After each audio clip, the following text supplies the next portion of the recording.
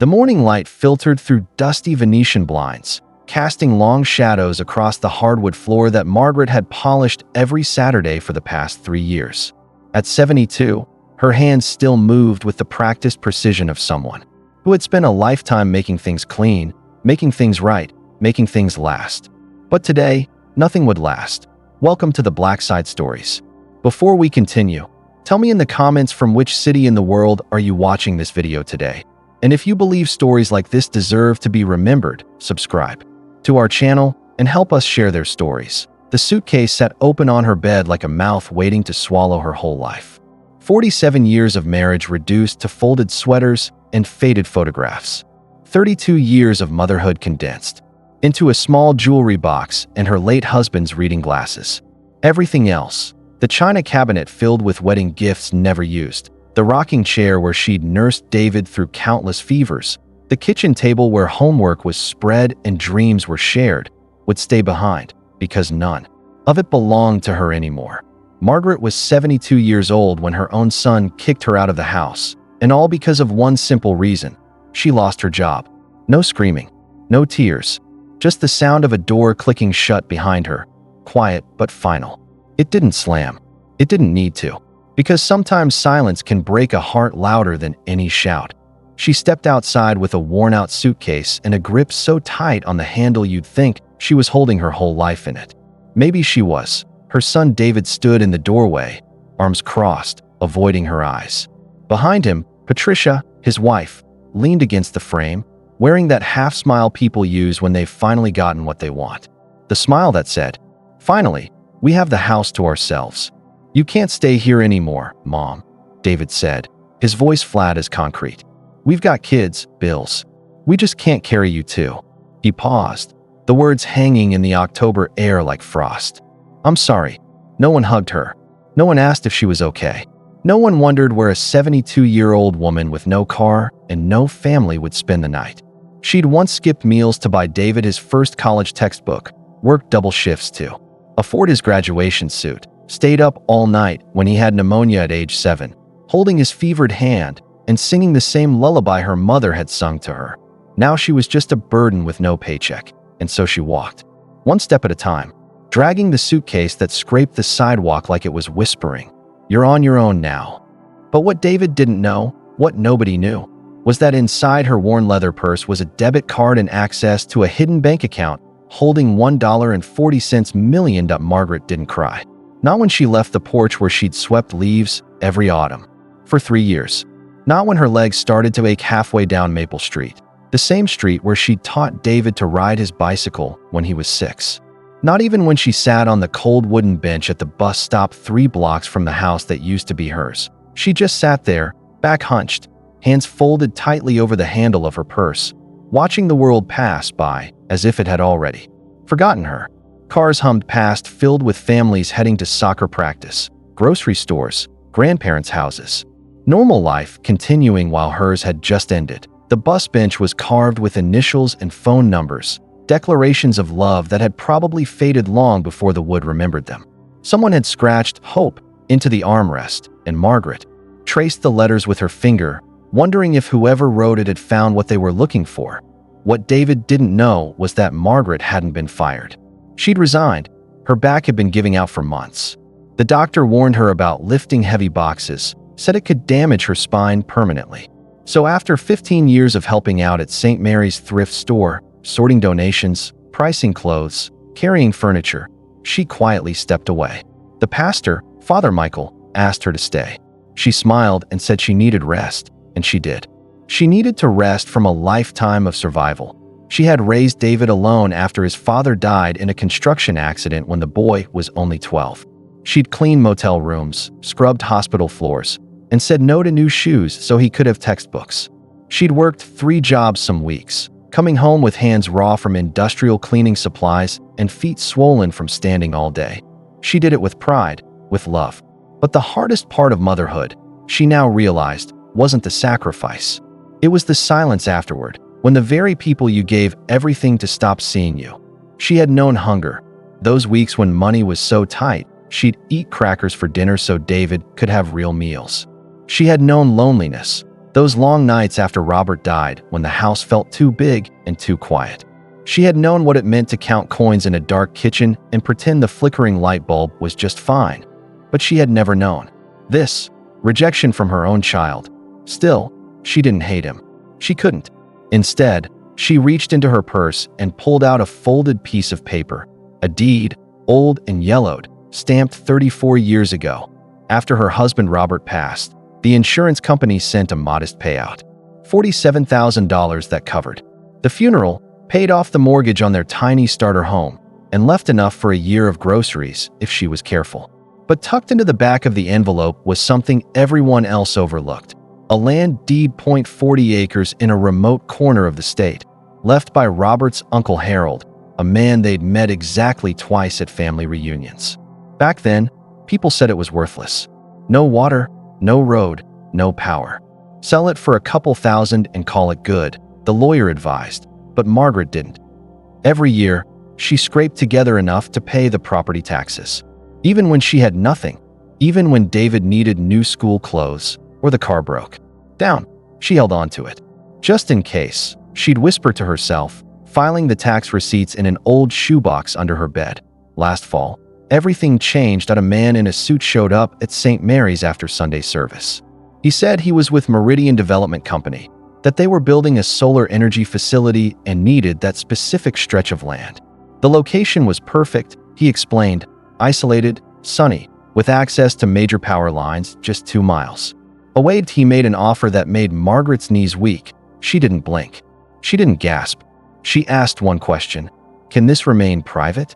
3 weeks later, the money, $1.4 million, was quietly transferred into a trust managed by a nonprofit in her husband's name. To the outside world, she was still just Miss Margaret, with her sensible shoes, secondhand coat, and little apron she wore while serving coffee at Sunday brunch. But now she had options. That night, Margaret didn't check into a hotel. She spent the night at Grace Women's Shelter, not because she had to, but because she wanted to sit beside people who wouldn't ask her what she had. People who had once been invisible, like her. The shelter was a converted warehouse on the east side of town, painted institutional green with flickering fluorescent lights and the persistent smell of industrial disinfectant mixed with coffee that had been brewing too long. Margaret signed in as Mary G. and was assigned bed 14 in a room with 7 other women. She shared what little food she had in her bag, granola bars, and an apple she'd packed that morning when she still thought she had a home. She listened to their stories. Linda, whose husband had emptied their bank account and disappeared. Rosa, who'd aged out of foster care with nowhere to go. Janet, whose daughter lived 3 states away and never called back. Margaret listened. Really listened. When someone told a joke about the lumpy mattresses, she laughed softly. When a woman named Carol cried about a daughter who wouldn't return her calls, Margaret held her hand and said nothing, because sometimes the most powerful thing you can offer someone is your presence. And for the first time in a long time, Margaret felt seen. The next morning, she took the bus across town to Willowbrook Street, where she'd noticed a small cottage for sale the week before. It had cracked windows, peeling paint, and wild weeds climbing the porch railings like nature was trying to reclaim it. The for sale sign was faded and leaning. She paid cash, $43,000. The realtor, a young woman who seemed shocked that someone Margaret's age could afford such a quick purchase, tried to talk her out of it.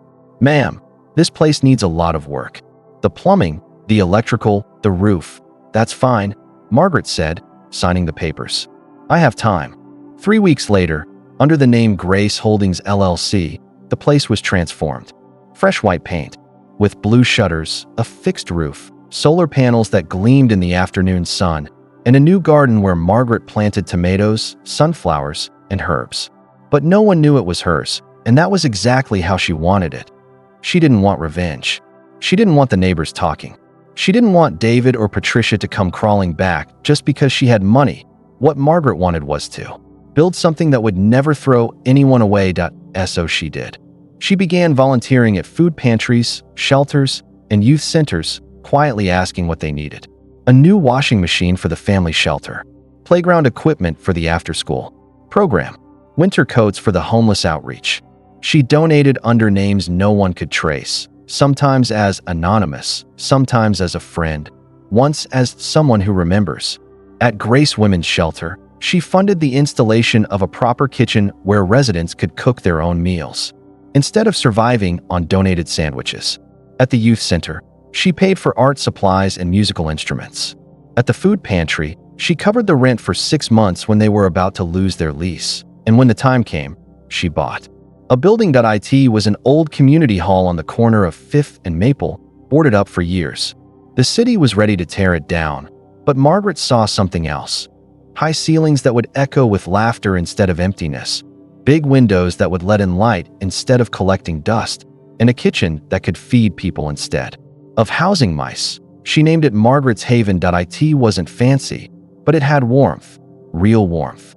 Hot soup that simmered on the stove each morning, served in mismatched bowls that somehow made every meal feel like coming home. Clean cots with quilts, made by volunteers from the Methodist Church. Soft music that played from an old radio in the corner, the same station that had played love songs when she and Robert were young. Margaret's Haven was a place for people who had nowhere to go. People like her. People who'd been forgotten, not because they were unworthy, but because they had nothing left to offer. Margaret offered anyway, because she remembered, and because somewhere deep down, she still hoped her son would remember. 2.2 years passed. The seasons turned quietly. Autumn leaves giving way to snow, which melted into spring rain, which warmed into summer sun. The world moved on, and Margaret, well, she bloomed in silence. Margaret's Haven had become more than just a building. It was a rhythm, a heartbeat. Soup simmered on the stove each morning, filling the air with the scent of home. Children played in the back garden under sunflowers taller than their heads, their laughter carrying through open windows like music. Every Friday night, lights glowed warmly as people gathered for community dinners. No questions asked, no paperwork needed, just plates filled and hearts welcomed. Margaret learned the names of everyone who walked through her doors. She knew that Tom liked his coffee black and talked about his daughter in California who thought he was dead. She knew that Sarah was saving money to get her GED and had a voice like honey when she hummed while washing dishes. She knew that the Martinez family had been sleeping in their car for 3 weeks before finding the Haven, and that their youngest daughter, Elena, drew pictures of houses with gardens and gave them to Margaret like precious gifts. But elsewhere, life had not been so kind. David lost the house.at first. It was small things. Missed payments here and there. Bills that got shuffled to the bottom of the pile. Patricia's shopping trips that cost more than they should have. Then the adjustable rate mortgage kicked in, and suddenly the payments that had been manageable became a mountain they couldn't climb. The notice came on a Tuesday. Bright yellow paper that screamed foreclosure in bold letters. David stared at it for 20 minutes, reading the same words over and over, as if repetition might change their meaning. Then came the arguments. Patricia blamed him for not making enough money. He blamed her for spending too much. They blamed the economy, the bank, bad luck, anyone but themselves. The fights grew louder, longer, more bitter. The children, Emma, 8, and Jake, 11, started spending more time in their rooms, headphones on, homework forgotten. When the locks were changed, Patricia was already gone. She'd packed the kids and her things and moved in with her mother 2 towns over. "I need stability," she told David over the phone, her voice cold as winter rain. "The kids need stability."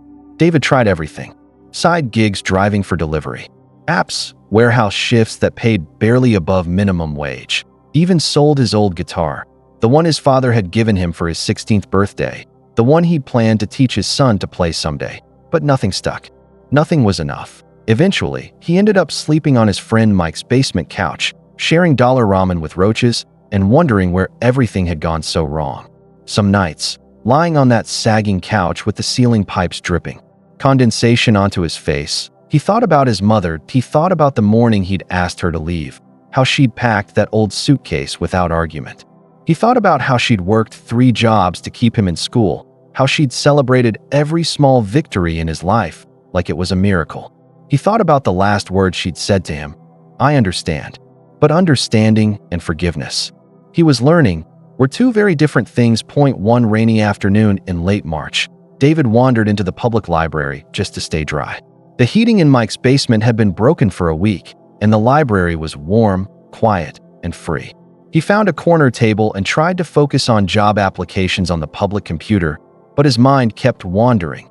Near the front desk, a bulletin board was covered with flyers, apartment rentals he couldn't afford, job postings he wasn't qualified for, community events for people who still had communities. But one flyer caught his eye: cream-colored paper, elegant script, and a small wooden logo that looked oddly familiar. Margaret's Haven, it read. Meals, shelter, support. No one left behind. David froze. His fingers trembled as he read the name again. Margaret. It couldn't be. But the ache in his chest, the sudden difficulty breathing, said otherwise. That he stared at the address. 847 5th Street. He knew that street.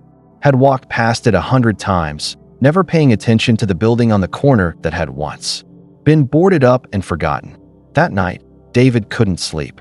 He lay on Mike's couch, staring at the water-stained ceiling, playing and replaying that name in his mind. Margaret's Haven. His mother's name attached to something that sounded too good to be true, too generous to be real. The next morning, something pulled him there. Call it guilt, call it hope, call it the last thread he had left. He walked across town in worn shoes, the soles so thin he could feel every crack in the sidewalk. He found a small building freshly painted yellow with white trim, framed by wildflowers that someone had planted with obvious care. Children's laughter echoed from inside. Steam curled out from a kitchen vent, carrying the smell of fresh bread and something that reminded him of childhood. Maybe cinnamon, maybe love. Above the front door, carved into wood that looked handcrafted, were the words, Margaret's Haven, everyone has a place. David's knees nearly gave out that he stepped inside, and warmth met him instantly. Not just heat, but presence. The smell of fresh bread mixing with coffee, the soft clatter of dishes being washed with care, volunteers moving gently between tables like they belonged, like this was exactly where they were meant to be. The main room was larger than it looked from outside, with high ceilings painted soft blue and windows that let in streams of golden light. Round tables were scattered throughout, each one set with mismatched chairs that somehow looked perfectly intentional. Children's artwork covered one wall, crayon drawings of houses and families and dogs, mixed with more sophisticated pieces that spoke of teenage dreams and adult hopes. Behind the reception desk, in a beige cardigan that he remembered buying her for Christmas 5 years ago, her silver hair tucked behind her ears in the same style she'd worn since he was a child, sat a woman he hadn't really looked at in years, his mother. She looked up from a clipboard, and her eyes widened. For a moment, time stopped. The sounds of the room faded. The children's laughter became distant. Even his own breathing seemed too loud. David froze, his throat burning with words that felt like gravel. I didn't know where else to go, he whispered. Margaret stood slowly, like someone who'd learned not to make sudden movements around frightened animals. She walked around the desk, stopped just in front of him, close enough that he could smell the familiar scent of her lavender soap, far enough that he didn't feel trapped. David couldn't meet her eyes. He was shaking, and he couldn't tell if it was from cold or fear or the crushing weight of his own shame. I lost the house, he said to the floor. Patricia's gone. Took the kids. I have nothing. Silence. Then Margaret spoke, her voice soft and steady as morning rain. Come inside. You look cold. She led him to a small table near the window, set a mug of warm tea in front of him. The mug was chipped along the rim, but it was clean and the tea was perfect, not too strong, with just a touch of honey the way she'd made it when he was sick as a child. David looked around, still dazed by the impossible reality of where he was sitting. This place, it's yours? He asked. She nodded. I thought you had nothing, he said, the words barely audible. I had peace, she replied. And enough. His voice cracked. Why didn't you tell me? That you had money, that you were okay? She looked at him gently, the way she used to look at him when he was small and afraid of thunderstorms. Would it have changed anything? He didn't answer because they both knew the truth. I needed to know, she continued, folding her hands around her own mug. Who'd stand by me when I had nothing to give? That's how I knew who to build this for. I was awful. To you, David said, the words ripping out of him like splinters. You trusted me. You let me live in your house, and I threw you out the moment you couldn't pay rent. Margaret reached across the table and took his hand. Her fingers were rougher than he remembered, marked by years of work and worry, but they were warm and steady. And forgiving. "You forgot yourself," she said simply. "That doesn't mean you can't find your way back." And in that moment, David cried. Not loudly, not theatrically, just a quiet, steady stream that spoke of shame and gratitude and the kind of forgiveness that feels like being born again. Spring came slowly that year, with soft rain and new leaves. And something like healing blooming in small, quiet ways. David started volunteering at Margaret's Haven. He fixed broken chairs, sorted canned goods, helped patch leaks in the roof. He didn't ask to be paid. He just showed up every day at 7 a.m., like he was making up for all the mornings he'd missed, all the times he should have been there and wasn't. He learned the rhythm of the place, the way breakfast prep started before dawn, how the afternoon kids program filled the back room with noise and joy, why the evening meals were served by candlelight on Fridays, because Margaret believed everyone deserved to feel special at least once a week. That he met the regulars. Tom, who'd been living rough for 3 years, but knew more about fixing plumbing than anyone David had ever met. Sarah, who was studying for her GED and helped tutor the younger kids in the after-school program.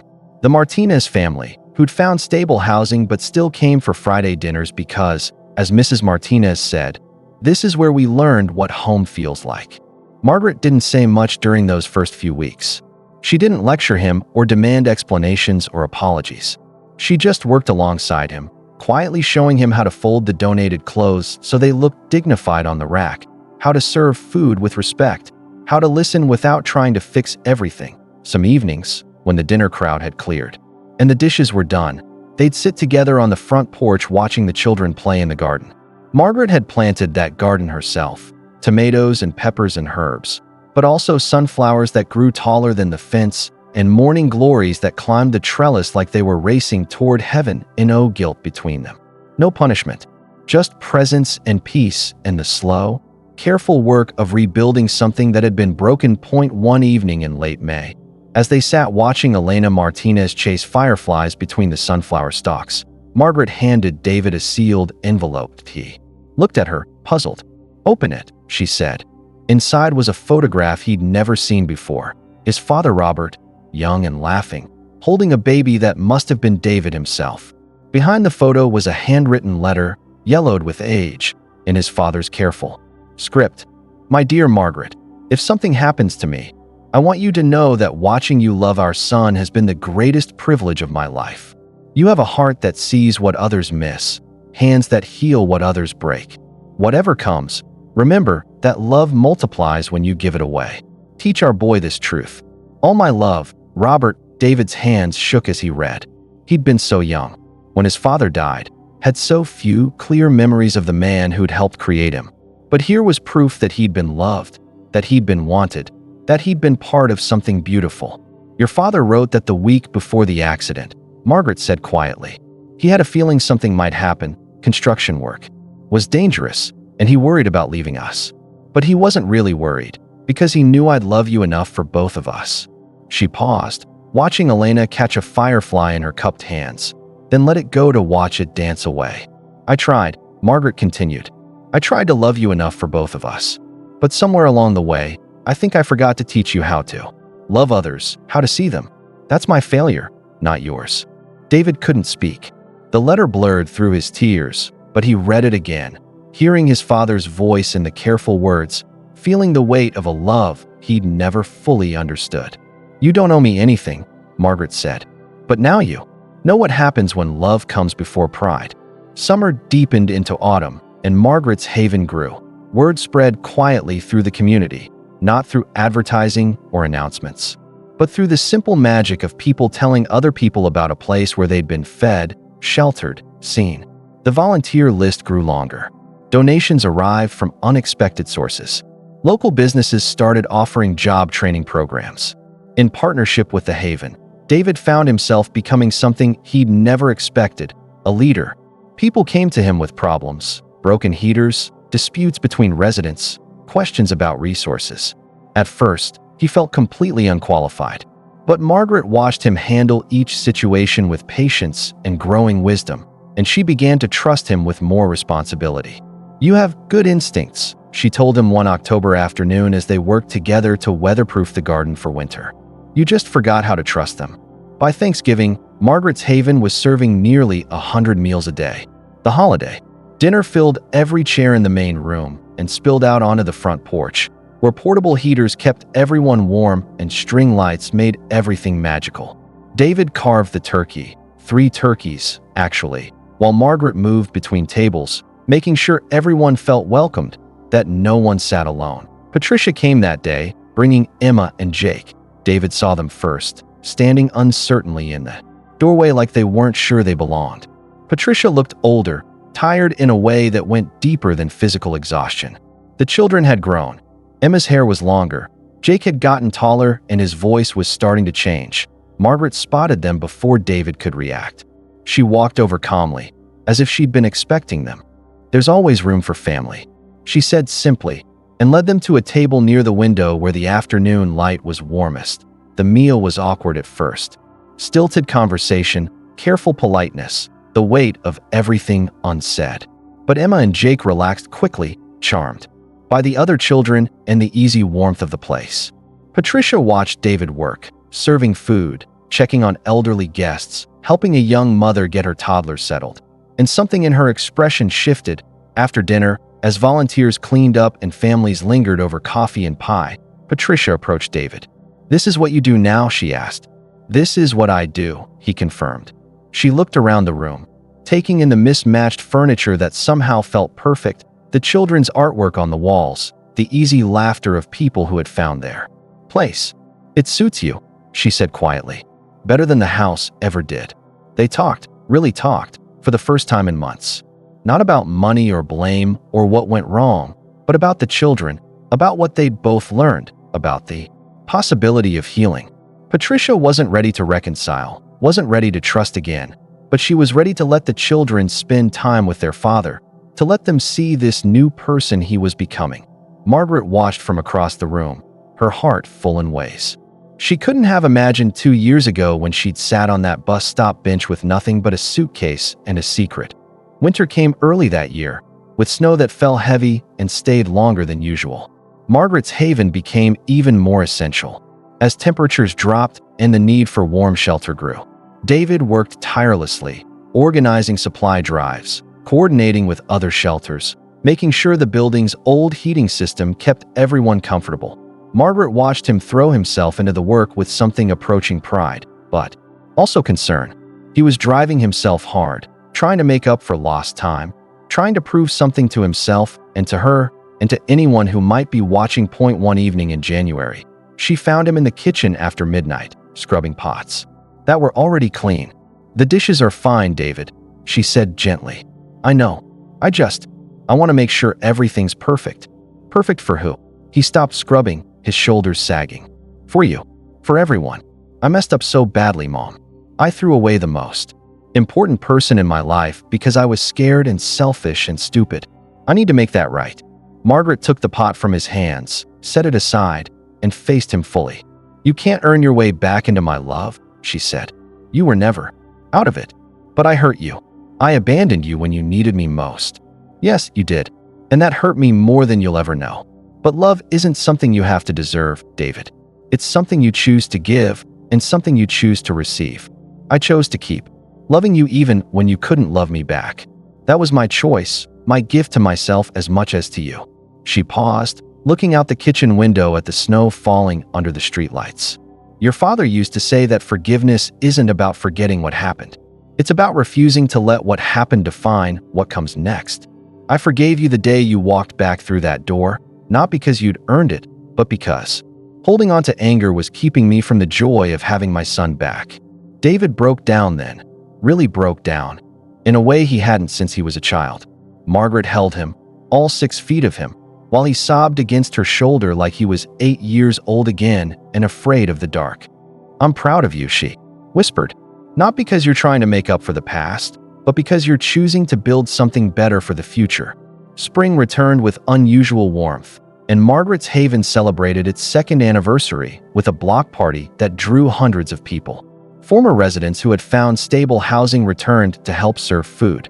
Local musicians performed on a makeshift stage, Children ran between tables while adults shared stories and laughter.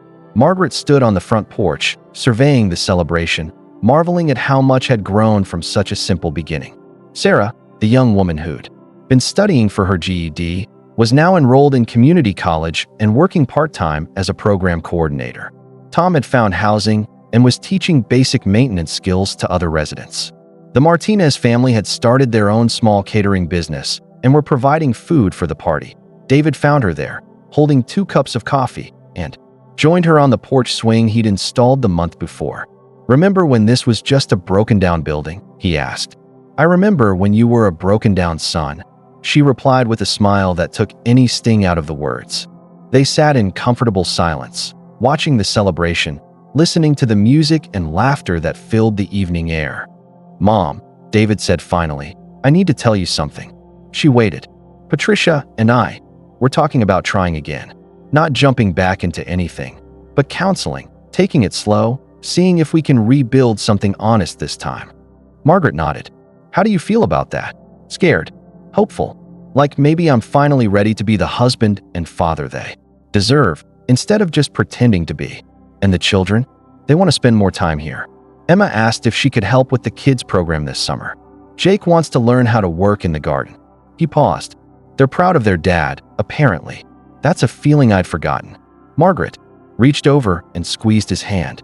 "Your father would be proud too."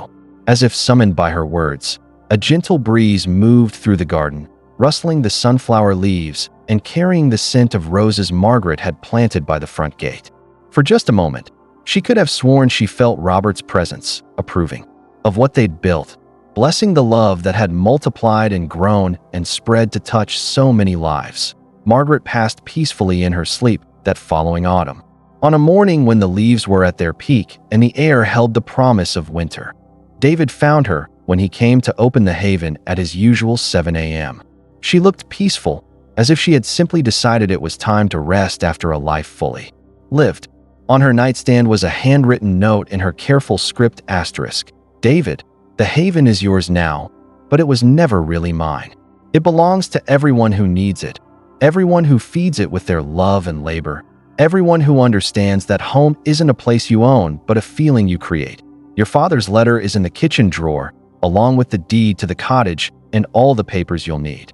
The trust will continue to support the haven, but more important than money is the heart you've found again. Keep using it. You were always enough, son. You just needed time to remember. All my love, Mom P.S." Elena Martinez drew you a picture. It's on the refrigerator. It's beautiful, just like she is, just like this place is, just like you are. Asterisk the funeral was held at Margaret's haven, because that felt right. The most fitting tribute to a woman who had opened her arms to anyone who needed shelter. More than 200 people came. Former residents, current volunteers, people from the neighborhood, children who had played in the garden, elderly folks who had found dignity at the Friday night dinners. David stood at the front, holding his mother's favorite apron, the one with tiny flowers that she'd worn while serving coffee at church socials, the one that had gotten flower stains when she baked birthday cakes for children whose families couldn't afford them. He took a breath and said softly, "My mother left the house once with nothing but a suitcase and a quiet heart. But in that silence, she built something bigger than any of us ever knew." He turned toward the doorway, where Margaret had carved words into the wooden arch the day the shelter opened. "The doors that close behind you can never match the ones you open for others." And David, once angry, once lost, once so afraid of not having enough that he threw away everything that mattered, had become the man his mother always believed he could be. Not because she had money, but because she chose love over revenge, forgiveness over pride, and hope over despair. The haven continues today, serving meals and shelter and something harder to name but easier to feel, the radical possibility that everyone deserves to belong somewhere, that love multiplies when you give it away, and that sometimes the most broken places in our hearts are exactly where the light gets in the garden behind Margaret's haven. The sunflowers grow taller each year, reaching toward the sky like prayers made visible, like hope planted in soil and watered with tears and tended with the kind of love that never ends, never gives up, never stops believing that even in the darkest moments, There is always enough light to begin again. This has been the Black Side Stories. Until next time, remember, behind every great achievement is someone who stood watch, someone who believed, someone who preserved what matters when no one else was looking.